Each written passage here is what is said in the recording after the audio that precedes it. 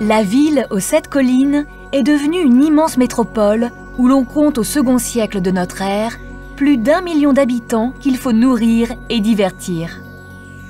À l'époque déjà, les rues de Rome sont toujours animées. Esclaves, commerçants, artisans viennent de toutes les provinces de l'Empire.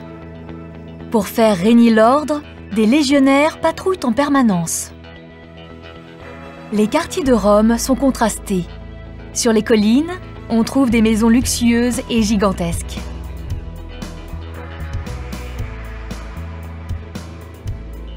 Tandis que les quartiers populaires sont saturés par le nombre d'habitants.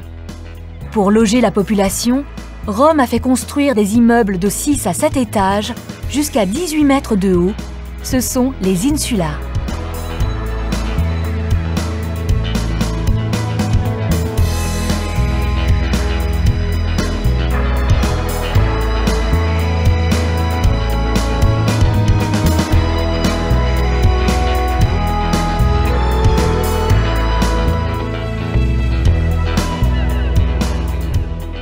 Quotidiennement, les Romains se retrouvent aux bains publics, les thermes, où le prix de l'entrée reste modeste. On peut y prendre des bains chauds ou froids et se faire masser. Mais ce que les Romains apprécient par-dessus tout, ce sont les grands jeux publics. Dans toutes les villes romaines, on organise des jeux pour honorer les dieux, fêter une victoire ou calmer les esprits de révolte. Mais les plus spectaculaires sont organisés ici, dans le Colisée à Rome. De forme ovale, le Colisée mesure 189 mètres de long, 156 mètres de large et 48 mètres de haut. Il peut accueillir de 50 000 à 75 000 spectateurs.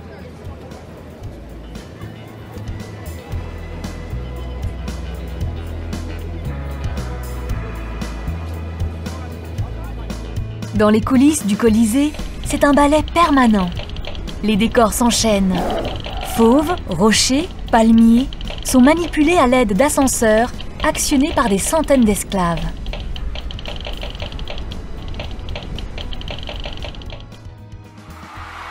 Les Romains découvrent ainsi les paysages des différentes provinces de l'Empire.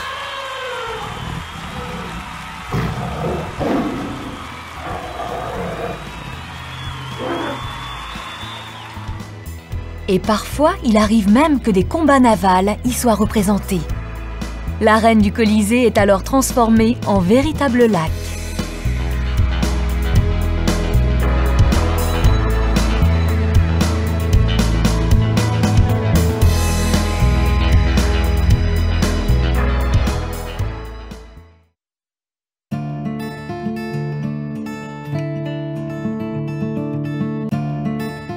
Mais tandis que la ville lumière se plaît à distraire ses habitants, à la frontière de l'Empire, loin devant le Limès, dans les forêts germaniques, des fumées s'élèvent et semblent annoncer un danger de plus en plus menaçant.